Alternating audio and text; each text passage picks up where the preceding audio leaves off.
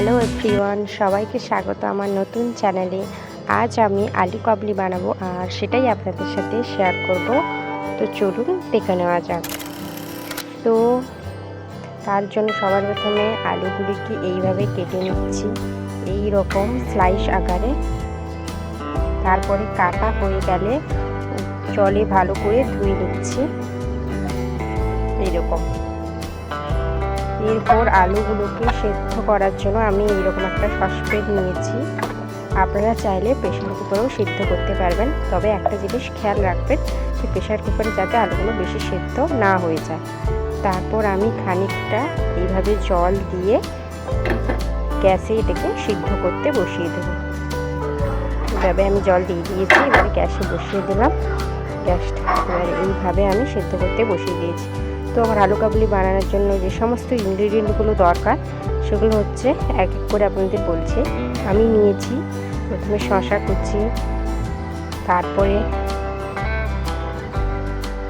নিয়েছি গাজর কুচি, এরপরে কিছু চানাচুর নিয়েছি, সামান্য লঙ্কা কুচি, একটু জিরে গুঁড়ো, আজকে আমার ভাই হাত দিয়ে দিচ্ছিল, তো আর পেঁয়াজ কুচি নিয়েছি। আর যেটা সব থেকে প্রয়োজন আলু সেদ্ধ, সেটাও নিয়ে নিয়েছি। প্লেটে সাজিয়ে নিয়েছি।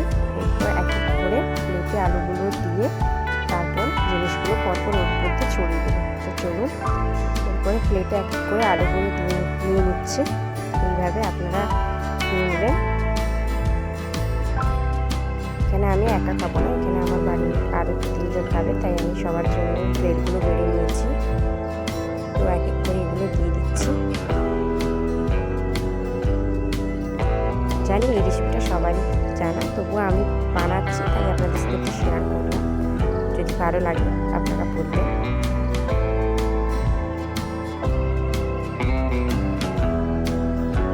তো আমার এখানে অলমোস্ট প্লেটে আলুগুলো সাজানো হয়ে গেছে।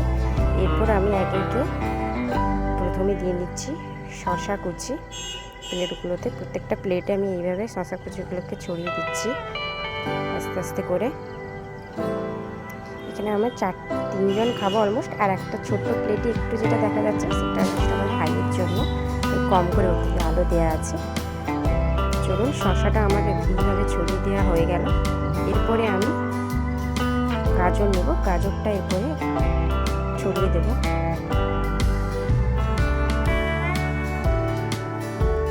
এরপরে আমি গাজর নিচ্ছি, গাজরটা এইভাবে আমি ছড়িয়ে দিচ্ছি।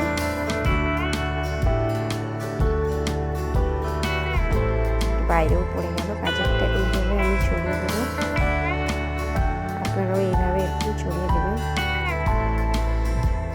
আসলে আলু কাবলি বানানো তো আর এতটাও কষ্টের ব্যাপার না, খুব ইজি। তাও আপনাদের সাথে শেয়ার করলাম।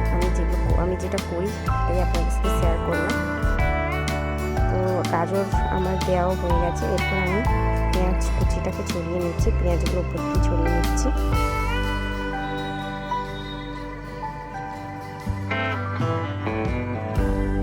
পেঁয়াজ কুচি ছড়ানো হয়ে গেছে। এরপর আমি লঙ্কা রয়েছে, লঙ্কা কুচি ছড়িয়ে নিচ্ছি। এরপর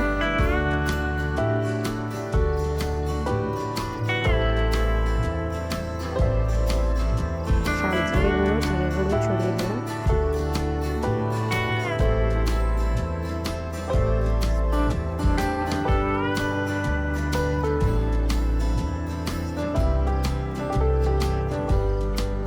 জিরে গুঁড়ো আমার ছড়িয়ে দেওয়া হয়ে গেছে, জিরে গুঁড়ো আমার কমপ্লিট হয়ে গেছে দেওয়া।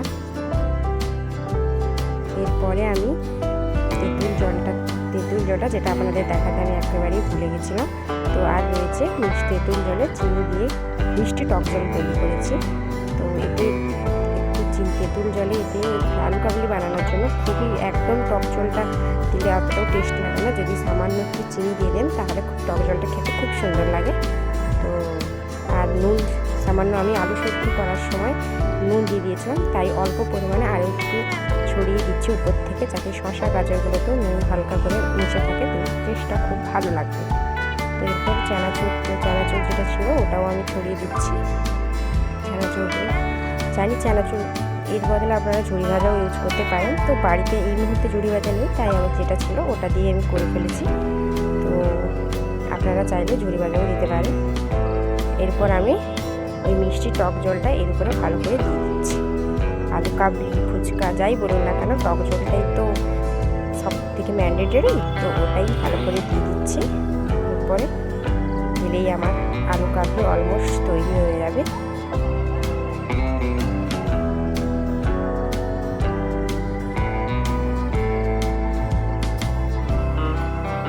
দেখুন এইভাবে চড়িয়ে নিচ্ছে।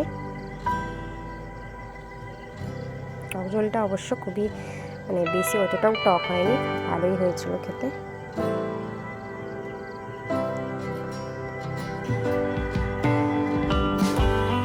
তো এখানে আমি যে সমস্ত ইনগ্রেডিয়েন্টগুলো ইউজ করেছি, আপনারা চাইলে আরও অনেক কিছু দিয়েই তৈরি করতে পারেন। আমার বাড়িতে যেগুলো ছিল আমি সেগুলো দিয়েই তৈরি করলাম, কারণ এই জিনিসগুলো সবার বাড়িতে থেকে থাকে।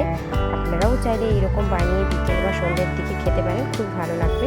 তো আপনাদের ভিডিওটা ভালো লাগলে অবশ্যই লাইক, কমেন্ট ও শেয়ার করবেন, কারণ আপনাদের সাপোর্ট খুবই দরকার। তো আজকের মতোই এখানেই শেষ করছি। যদি ভালো থাকে আর সবাই খুব ভালো থাকবেন, সুস্থ থাকবেন। দেখা হচ্ছে নেক্সট কোনো ভিডিওতে।